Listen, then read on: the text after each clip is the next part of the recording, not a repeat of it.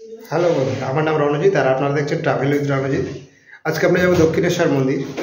দক্ষিণেশ্বর মন্দির কীভাবে যেতে হয়, কীভাবে পুজো দিতে হয়, তার সমস্ত ডিটেলস আজকে আমি এই ভিডিওতে দিয়ে দেবো। চলুন।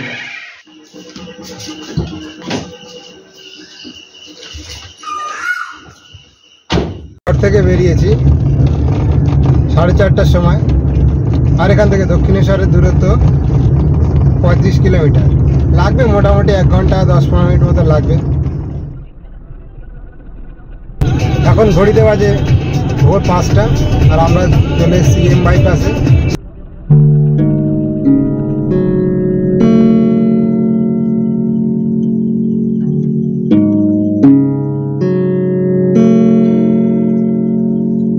আমরা এখন চলে এসেছি মন্দিরের প্রবেশদ্বারে। এই গেট দিয়ে ঢুকেই প্রথমে বাঁ দিকে রয়েছে পার্কিং। এখন ঘড়িতে বাজে 6:30 আর আমরা পৌঁছে গেছি দক্ষিণেশ্বর পার্কিংয়ে।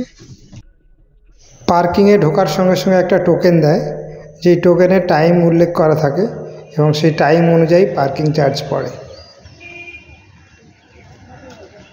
কার পার্কিংয়ের পাশেই রয়েছে pay and use toilet.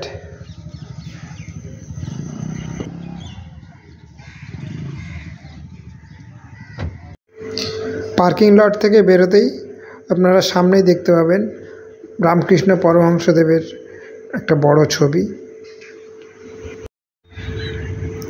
Parking lot থেকে বেরিয়েই বাঁ দিকে যেতে হবে মন্দিরে ঢোকার জন্য। প্রথমেই বাঁ দিকে আপনাদের চোখে পড়বে টোকেন কাউন্টার, যেখানে পার্স, মোবাইল সমস্ত কিছু জিনিস জমা রাখতে হবে। যেহেতু মন্দিরে ছবি তোলা পুরোপুরিভাবে নিষিদ্ধ, সেই জন্য ওনারা চেক করেন মোবাইল বা ক্যামেরা কিছু আছে কিনা সঙ্গে। আমি আজকে ঠিক করেছিলাম গঙ্গা স্নান করব, তারপরে পুজো দেবো, তাই আমি সরাসরি চলে গেলাম গঙ্গা স্নানের ঘাটে। দক্ষিণেশ্বরের এই কালীবাড়ি কলকাতার খুব কাছে গঙ্গা নদীর তীরে অবস্থিত। কথিত আছে রানী রাসমণি দেবী কালীর স্বপ্নাদেশ পেয়ে এই মন্দির প্রতিষ্ঠা করেন। 1847 সালে ধনী বিধবা জমিদার রানী রাসমণি দেবী অন্নপূর্ণাকে পুজো করার জন্য কাশীতে তীর্থযাত্রার আয়োজন করেছিলেন। কিন্তু যাত্রার পূর্বরাত্রে রানী দেবী কালীর স্বপ্নদর্শন পান। কথা বলতে বলতে তো আমি গঙ্গার ধারে চলে এলাম।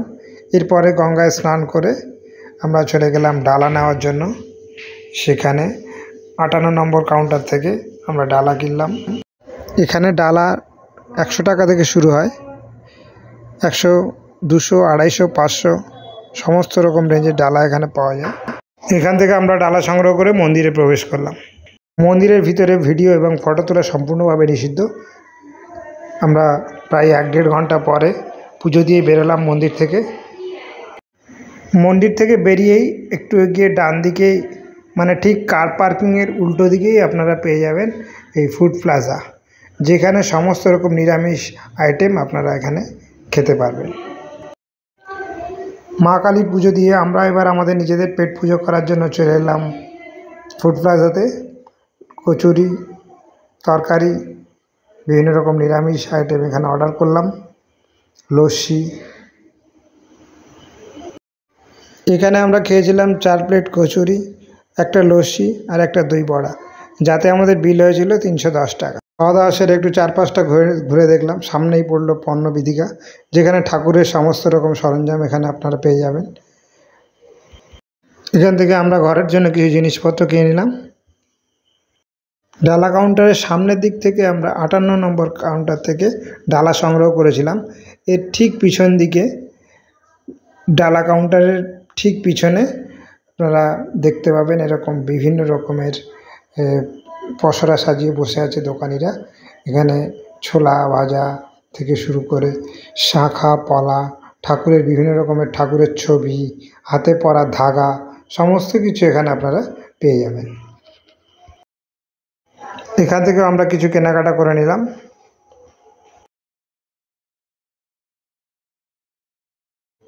হ্যাঁ, যেটা বলতে বলতে গঙ্গার তীরে গিয়ে থেমে গেলাম, সেটা হচ্ছে কাশীতে যখন যাত্রার আয়োজন করেছিলেন দেবী রানী রাসমণি দেবী, তার ঠিক পূর্ব রাত্রে তিনি স্বপ্নদর্শন পেয়েছিলেন মা কালীর। সেই স্বপ্নে দেবী তাকে বলেছিলেন, কাশী যাওয়ার প্রয়োজন নেই, গঙ্গার তীরে একটি মন্দিরে আমার মূর্তি প্রতিষ্ঠা করে পুজো করো। এই মূর্তিতেই আবির্ভূত হয়ে আমি পুজো গ্রহণ করব। এই স্বপ্নের পর অবিলম্বে গঙ্গা তীরে একটি জমি ক্রয় করেন। মন্দিরের জন্য 20 একরের এই প্লটটি কিনেছিলেন জন হেস্টিংস নামে এক ইংরেজের কাছ থেকে। এই মন্দিরের নির্মাণ কাজ শুরু করেন 1847 সালে। দীর্ঘ 8 বছরে 9 লক্ষ টাকা ব্যয়ে মন্দিরটি নির্মিত হয় এবং শেষ হয় 1855 সালে। 1855 সালের 31শে মে স্নানযাত্রার দিন এই মন্দিরটি প্রতিষ্ঠান করেন এবং এই মন্দিরে দেবী কালীকে ভবতারিণী নামে পুজো করা হয়। মন্দির প্রতিষ্ঠানকালে রামকৃষ্ণ পরমহংসদেবের দাদা রাজকুমার চট্টোপাধ্যায় রানীকে প্রভূত সাহায্য করেছিলেন।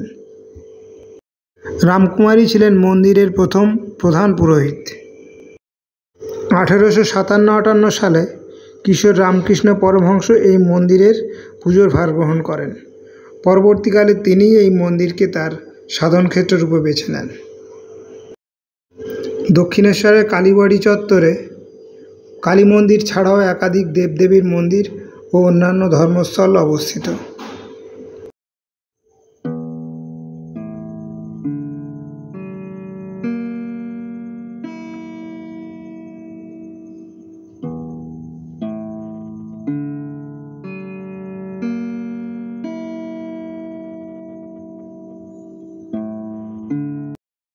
এবার আমরা রওনা দিলাম বাড়ির দিকে।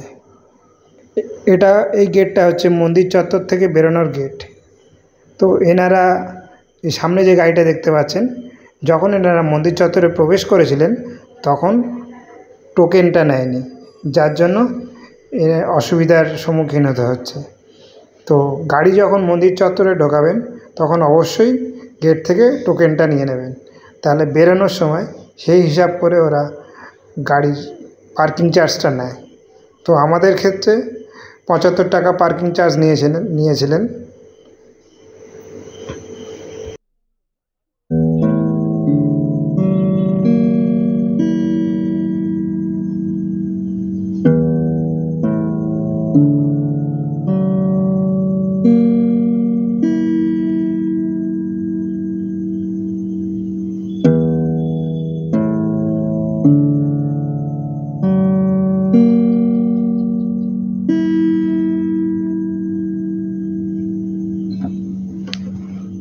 ভিডিওটা তাহলে আমি এখানেই শেষ করছি।